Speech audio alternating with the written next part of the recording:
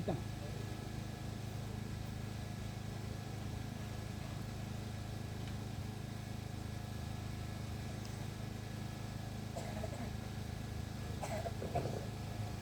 நண்பர்கள் எல்லாருக்கும் வணக்கம். நான் மதக்கிட்ட வந்த புதுசு ஒரு நாள் அப்பா முன்னாடி உட்கார்ந்துருந்தேன். அப்பா ஒரு புஸ்தகத்தை என் கையில் கொடுத்து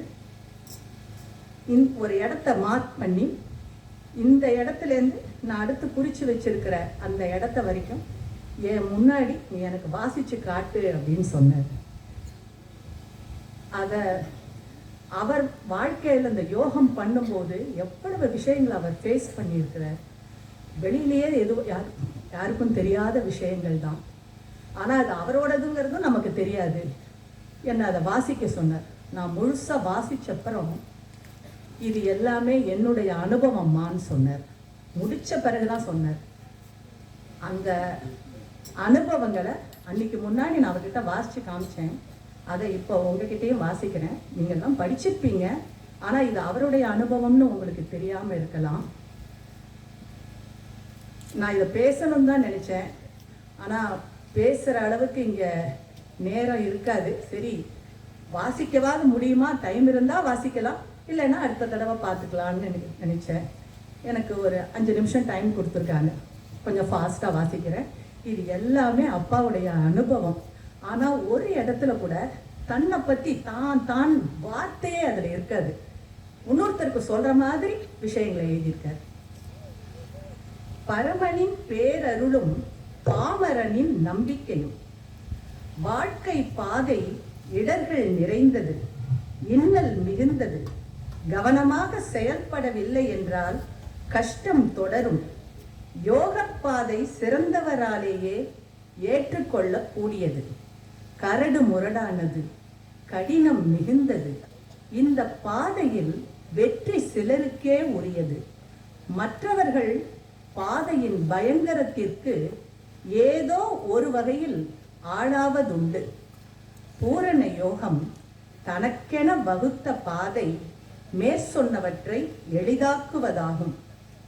யோகத்தை மேற்கொண்டு வாழ்க்கையை நடத்தும் பாதை இது. வாழ்க்கையை முழுவதுமாக ஏற்றுக்கொண்டு வாழ்க்கையை யோகமாக நடத்துவதே பூரண யோகத்தின் பாதை. மிருகக்காட்சி சாலையில் எல்லா கூண்டுகளையும் திறந்துவிட்ட பின் அதனுள் உலவி தன் அன்றாட கடமைகளை பூர்த்தி செய்வது போல் இருக்கும் பூரண யோகத்தில் அமைந்துள்ள வாழ்வு. ஊருடன் பகைக்கின் வேருடன் கெடும் என்பது பழமொழி. பூரண யோகத்தை உளமாற ஏற்றுக்கொண்டவுடன் ஊரில் உள்ள மனிதர் உள்பட அனைத்தும் உன்னை பகைவராக கருதும். நெருப்பினுள்ளும் தூங்கலாம், வறுமையில் கண்ணையும் மூட முடியாது என்றார் புலவர். வாழ்க்கையே வாழாக மாறி போர் தொடுத்தது போல் ஆயிற்று என்றார் ஓர் ஆசிரியர். அன்னை உன்னை அரை நிமிஷம் கூட கைவிட மாட்டார் என்பது உறுதி.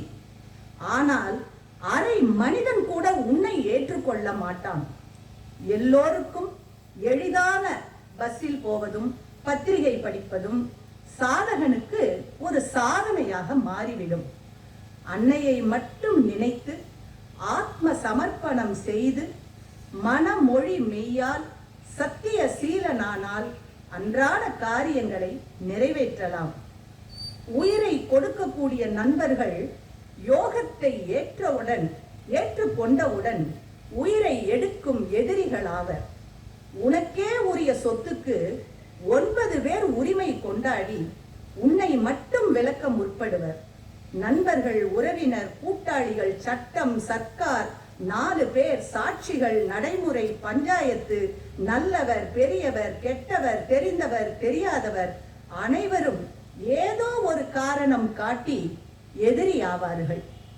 அவர்களுக்குள் உள்ள பகைமை உன் விஷயத்தால் திடீரென்று மாறி நட்பாகும். ஊரும் உறவும் காற்றும் கனலும் கடும் போர்தொடிக்கும்.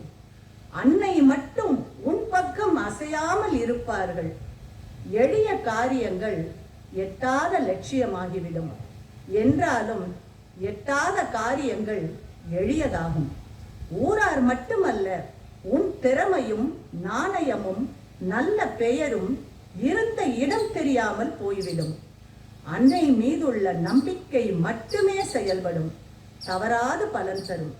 இந்த நிலையில் நீ ஏற்றுக்கொண்ட லட்சியம் இதுவரை உலகில் இல்லாதது, வசிஷ்டரும் விஸ்வாமித்திரரும் செய்யாத ஒன்று, தேவர்களையும் தெய்வங்களையும் தாண்டிய ஒன்று. அதனால் மனித நிலையில் உள்ள அனைவரும் எதிரிகளானது போல் மற்ற எல்லா நிலைகளில் உள்ள அனைத்து சக்திகளும் கண்மூடி கண் திறப்பதற்குள் போர் தொடுத்து பல ஆண்டு பலனை தரைமட்டமாக்கும். ரிஷியின் மனைவி அனுஷயா கற்புக்கரசி, கணவனை தெய்வமாக தொழுதாள். அவளுடைய கற்பின் சிறப்பு கருதி கணவனுடைய ஆத்மா மூலம் பரம்பொருளான இறைவன், திருமூர்த்திகளை படைத்த இறைவன் அவளுடைய வழிபாட்டை ஏற்றுக்கொள்வதுண்டு. நாரதருக்கு கலகத்தில் பிரியம். தெய்வலோகம் சென்று பார்வதி, லட்சுமி ஆகியோரை பார்த்து இரும்பாலான பல குண்டுகளை கொடுத்து வறுத்து கொடுக்கும்படி கேட்டார். அவர்களால் முடியவில்லை. நாரதர் அதை செய்யும் கற்புக்கரசி உலகில் இருக்கிறாள் என்று அவர்களிடம் சொல்லிவிட்டு அனுஷியாவை வறுத்து கொடுக்க சொன்னார். இரும்பு கடலை அனுஷியாவின் கற்பின் பெருமையை ஏற்றுக்கொண்டு வருவட்டது. நாரதர் தம் கைங்கரியத்தை தொடர்ந்தார். பார்வதிக்கும் லட்சுமிக்கும் கோபமூட்டினார். அனுஷியாவை பழிவாங்க வேண்டும் என்ற எண்ணம் ஏற்பட்டது. திருமூர்த்திகள் அதற்கு உடன்பட்டனர், பழிவாங்க முற்பட்டனர். கற்பின் சிறப்பு பரம்பொருளை எட்டினால் தெய்வங்களும் எதிரியாகின்றனர். பரம்பொருள் என்றுமே கைவிட்டதில்லை. அனுஷியாவுக்கும் கை கொடுத்தார். திருமூர்த்திகளை கை குழந்தைகளாக்கினார். கற்பின் பெருமைக்கு வந்த ஆபத்து அப்பெருமையை மேலும் உயர்த்தியது. பெண்மையின் சிறப்பான கற்பு பரம்பொருளை எட்டினால் இத்தனை ஆபத்து.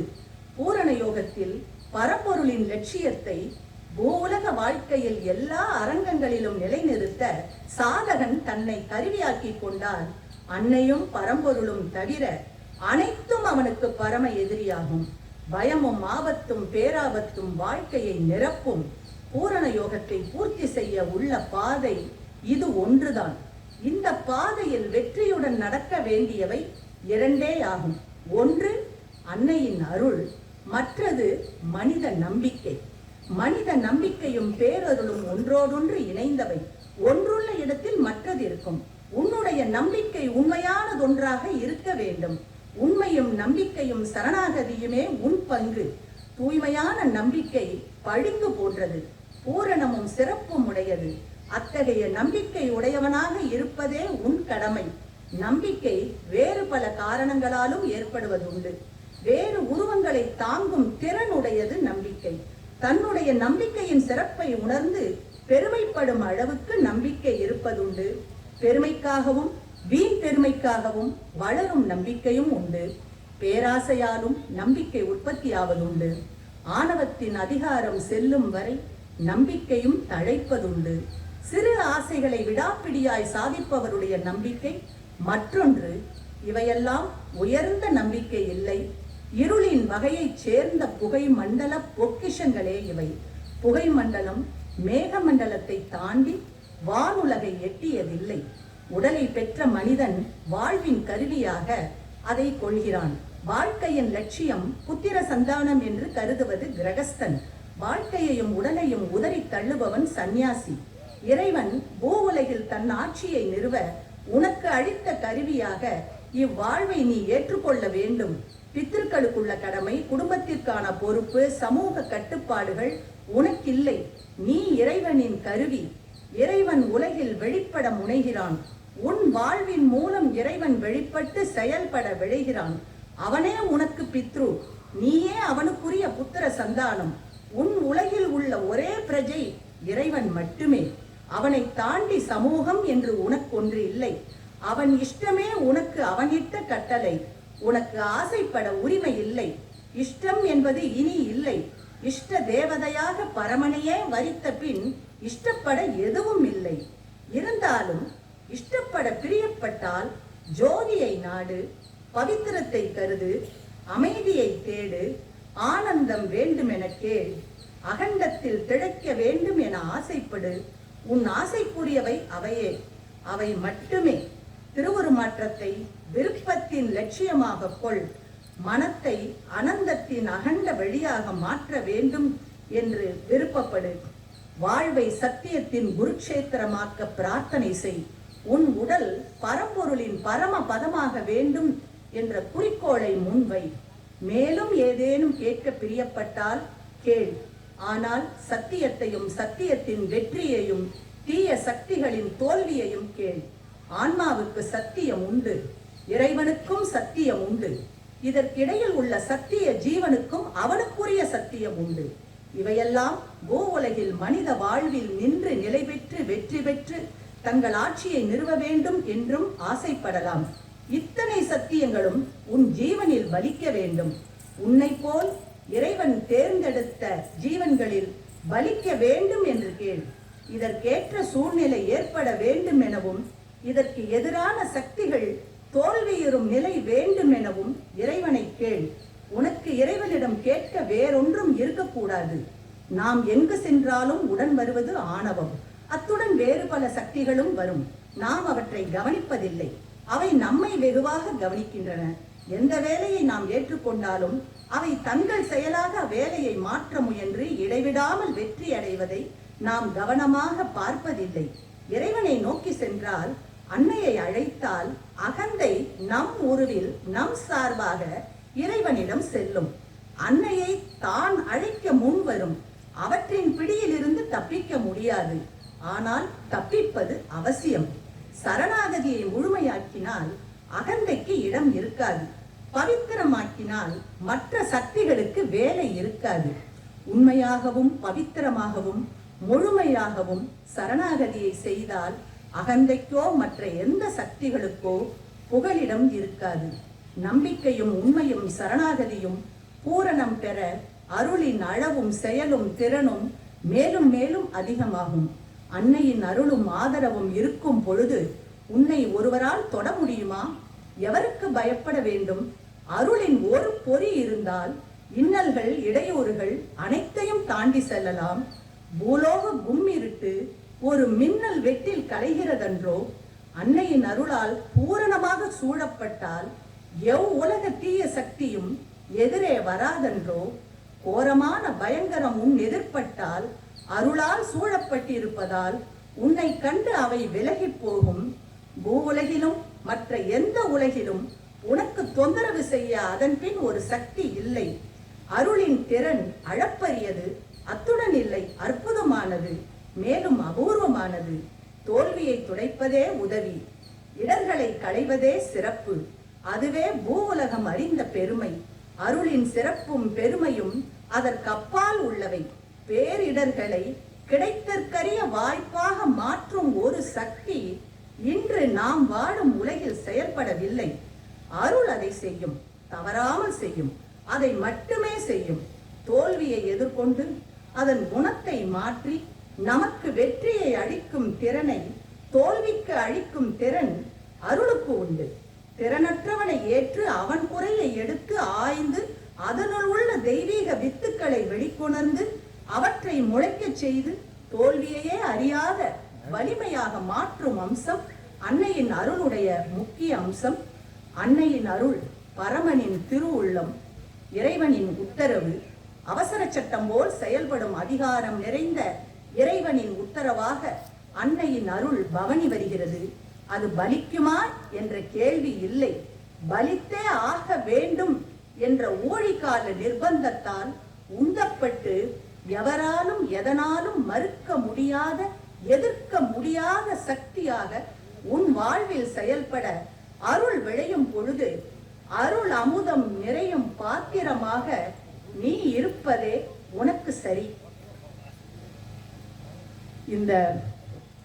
இத படிக்க சொன்ன இந்த கட்டுரை ஸ்ரீ அன்னை பராசக்தியின் அவதாரம் அப்படிங்கிற புஸ்தகத்துல 42வது பக்கத்துல இருக்கு. பரமனின் பேரருளும் பாமரனின் நம்பிக்கையும். இத அவர் எழுதின வார்த்தைகள்லயே வாசிக்கும் பொழுதுதான் அந்த பவர் வெளிப்படும். நாம் அதை பேசணும்னா அந்த அப்படி இருக்க முடியாது. ஏன்னா இது எல்லாமே அவருடைய அனுபவம். ஆனா இது அனுபவம்னு அவர் எந்த இடத்துலையுமே சொல்லலை. அவரே சொன்னதுனாலதான் நான் இதை இங்க வாசிச்சேன். இதை நமக்கும் மெசேஜ் சொல்லியிருக்காரு. இதுல இருக்கிற விஷயங்கள் எல்லாம் அவர் வாழ்க்கையில அவர் சந்திச்சது. எவ்வளவு பெரிய கஷ்டங்களெல்லாம் தாண்டி இந்த யோகத்தை அவர் பண்ணியிருக்க நமக்காகத்தான். நாம் எப்பவும் எந்த நேரமும் அவங்க நன்றியோடு இருக்கணும். கடைசியில் அப்பா சொன்ன ஒரே வார்த்தை, கடைசியில் போகும்போது எப்பவும் நன்றியோடு இருக்கணுங்கிற ஒரே வார்த்தை தான் சொன்னார்.